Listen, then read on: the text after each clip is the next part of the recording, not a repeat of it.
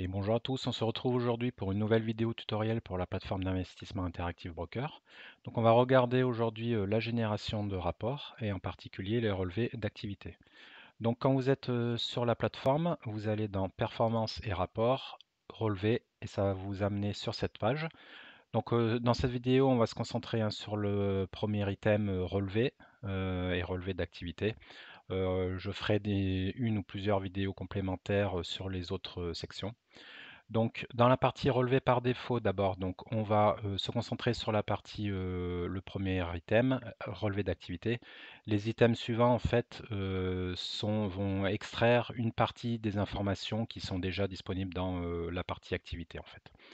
Donc, quand vous allez pour faire le relevé, vous allez cliquer sur la flèche ici, exécuter. Donc, ça va vous amener ensuite les différentes options. Sur quelle période vous voulez faire le relevé, euh, à quelle date et dans quelle langue.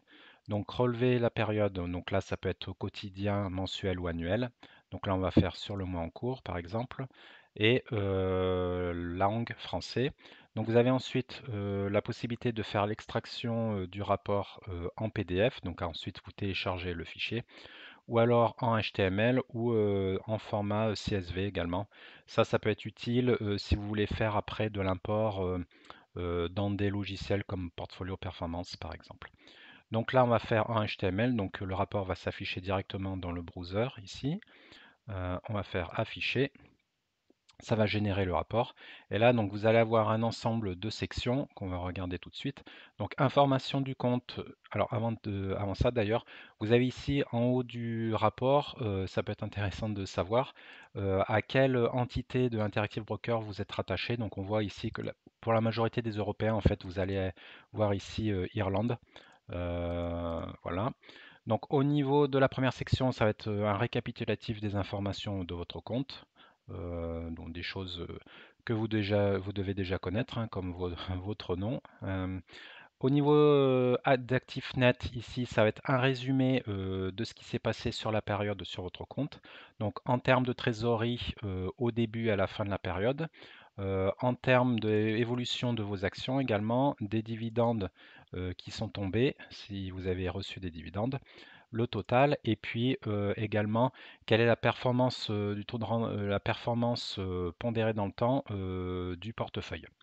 Donc si vous voulez plus d'informations sur cet indice de performance, j'avais fait une vidéo, donc j'ai une playlist performance, j'avais fait une vidéo dédiée à ça pour aller vite. C'est pour mesurer la performance des sous-jacents, donc généralement des actions que vous avez, sans prendre en compte, sans avoir de biais issus des dépôts et retraits que vous allez faire avec l'argent. Voilà. Donc là, vous allez avoir valeur de départ, évaluation du marché sur la période, si vous avez eu des dépôts et retraits, dividendes, les retenues fiscales associées aux dividendes, variation des dividendes cumulés, donc ça c'est ce qui est si vous y avez des dividendes en cours, la commission également suite aux transactions que vous avez effectuées, et la valeur en fin de période. Voilà. Au niveau de la synthèse et performance évaluée au prix du marché, donc là c'est par action en fait le détail, donc au début et à la fin de la période, l'évolution. Si vous avez fait des transactions sur les actions ici également. Donc ça, j'ai pas forcément l'habitude de regarder cette partie. Vous avez ça d'ailleurs pour la partie action et également la partie devise.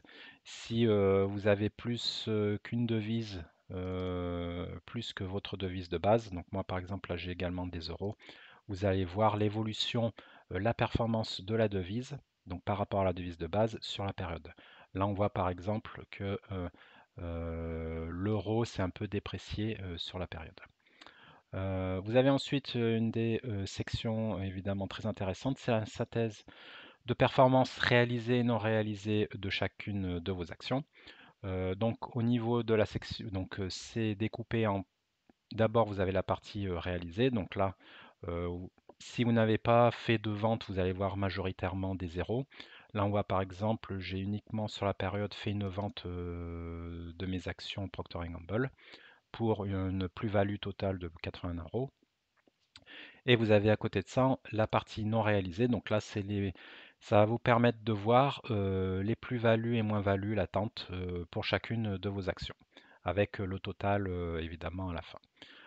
Sur la partie Forex, de la même manière, encore une fois, on voit que là, par exemple, sur la période, euh, ma partie euro, devise euro, a fait une performance de moins 3,35 dollars sur la période.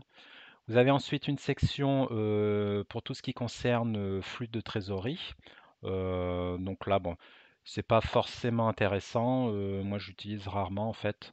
Donc vous allez voir entre le point de départ, donc trésorerie de départ et le point d'arrivée de trésorerie finale, tout ce qui s'est passé en termes de commissions, dépôts, dividendes, transactions, que ce soit achat-vente, retenue fiscale. Euh, donc généralement, les informations que vous retrouvez dans les différentes sections hein, peuvent être parfois un peu redondantes, évidemment. Euh, voilà, donc ça c'est pour la partie trésorerie. Vous avez ensuite les positions encore actuellement ouvertes. Donc c'est là, c'est une petite synthèse avec pour chacune de vos actions la quantité, le prix de revient unitaire, le prix du coût d'acquisition total, la valeur actuelle du cours pour chacune des actions, ce qui est la valeur totale du coût associé au nombre d'actions que vous avez pour chacune des valeurs et la performance pour chacune des actions en termes de plus ou moins value. La partie également Forex, donc là on retrouve un peu les mêmes, encore une fois les mêmes informations hein, si vous avez différentes devises dans votre portefeuille. La partie transaction, donc ça c'est évidemment une des sections les plus intéressantes où vous avez une synthèse de toutes les transactions effectuées sur la période que vous avez sélectionnée. Donc avec pour chaque action, si vous avez fait des achats-reventes, pour quel tarif, pour une synthèse des frais associés également. Euh, voilà. De la même manière pour le Forex, donc là moi j'ai pas mal de lignes parce que j'ai gardé une partie de mes devises en euros, j'ai pas fait la conversion manuelle. Donc je laisse Interactive Broker, lorsque je fais des achats en dollars, je laisse Interactive Broker faire la conversion automatique parce que j'en avais parlé dans une de mes vidéos, pour des transactions relativement faibles, ça coûte moins cher en fait de faire la transaction automatique. Du coup, après, voilà, on voit toutes les informations de transaction automatique dans la partie relevé de transaction évidemment. La partie ensuite dépôt-retrait, si vous en avez eu durant la période sélectionnée. Donc là, on voit par exemple, j'ai fait un dépôt de 700 euros, donc pour un équivalent du coup de 721 dollars. La partie qui intéresse pas mal de gens, dividendes, si vous en avez reçu. Donc là, on voit que à la date du 2 janvier, j'ai reçu un dividende de l'action ADP pour un montant donc de 1,54 dollars par action, donc pour un montant total de 9,24 dollars. Et la section suivante, du coup, qui est associée à cette partie dividende, c'est la retenue d'impôt directe fait par le marché américain, par l'État américain, donc pour un montant donc, de 15%, donc soit 1,39 dollars par rapport au montant total que j'avais reçu des dividendes. Voilà, donc ça ensuite la dernière section, les dernières sections, là, les trois dernières sections, bon, c'est des informations euh, plus un peu de documentation. Donc là, c'est pour chacune des actions, le code associé, sur quelle place boursière vous êtes investi sur cette action également. Les codes, une synthèse, une documentation pour chaque acronyme et ce qu'il signifie, les mentions légales également. Donc c'est pas ce que vous allez regarder tous les mois ou toutes les semaines sur votre relevé d'activité. La variation de dividende également, ça j'avoue que je regarde jamais. C'est, si j'ai bien compris, euh, si vous aviez un- une arrivée de dividendes en cours durant la période sélectionnée, donc moi j'ai les dividendes de ADP qui sont tombés. Voilà. Mais ça, j'avoue que je regarde jamais cette section. Je regarde directement sur ce qui est vraiment tombé courant du mois. Et puis bien évidemment toute la partie transaction pour faire une vérification un peu de ce qui s'est passé, des coûts associés à chacune de mes transactions pour vérifier que j'ai pas de mauvaises surprises. Voilà, donc là c'est à peu près toutes les informations que vous pouvez récupérer sur le relevé d'activité. Vous avez ensuite la possibilité de faire un relevé personnalisé si vraiment vous voulez uniquement récupérer qu'une partie de une ou plusieurs de ces sections. Donc pour créer un relevé d'activité, hein, vous cliquez simplement sur créer, ici le symbole plus, et là vous allez sélectionner quelle section vous voulez récupérer. Vous avez ensuite quelques options, je ne vais pas rentrer dans le détail ici, sur comment si par exemple vous voulez afficher les transactions annulées, si vous allez récupérer la section transactions ou ce genre de choses.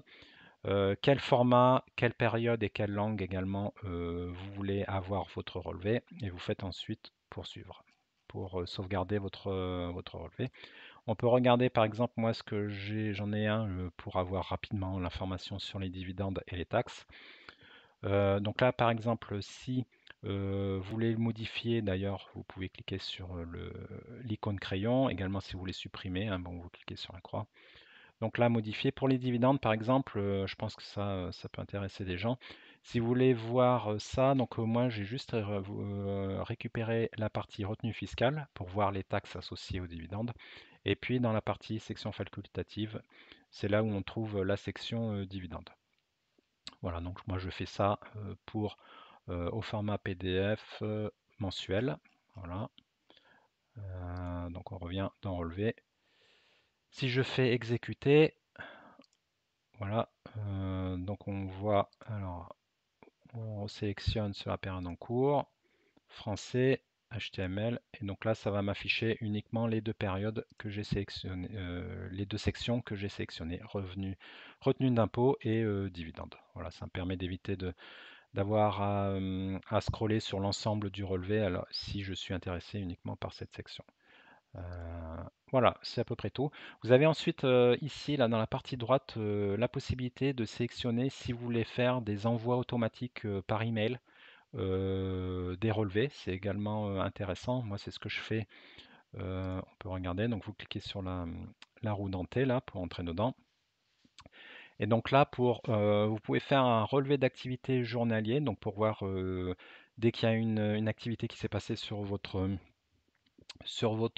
portefeuille, vous pouvez faire, alors on va rentrer dans la partie configuration, vous pouvez choisir de faire un envoi par email avec pièce jointe, donc là ça vous va fournir une version PDF avec l'information de ce qui s'est passé, ou alors juste un email. Donc là, en fait, c'est une notification que vous allez recevoir par email qui va vous dire, bon, il s'est passé quelque chose sur vos portefeuilles, vous pouvez vous connecter pour voir les informations. Centre de messagerie, bah, donc ça va rester sur la plateforme d'investissement. Ça va juste vous envoyer un email, un message sur la plateforme, ou et puis bon, désactiver ça si vous n'êtes pas intéressé par ça. Donc ça, vous avez ces options donc, pour le relevé d'activité journalière, relevé d'activité mensuelle. Donc là, je crois que c'est pas forcément les mêmes. Il n'y a qu'une partie des options disponibles. Et puis le rapport journalier uniquement sur la partie transaction également. C'est possible de recevoir un relevé automatique directement dans sa boîte mail. Voilà, c'est à peu près tout, hein. Donc, comme vous voyez, hein, c'est pas compliqué.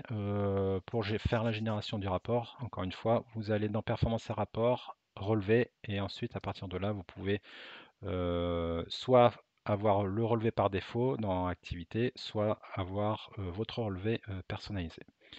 Voilà, j'espère que cette vidéo vous a plu, hein. Pensez à vous abonner et à liker la vidéo si c'est le cas. N'hésitez pas à laisser des commentaires si vous avez des questions par exemple. Je serai ravi d'y répondre. Je vous souhaite de bons investissements et à bientôt. Au revoir.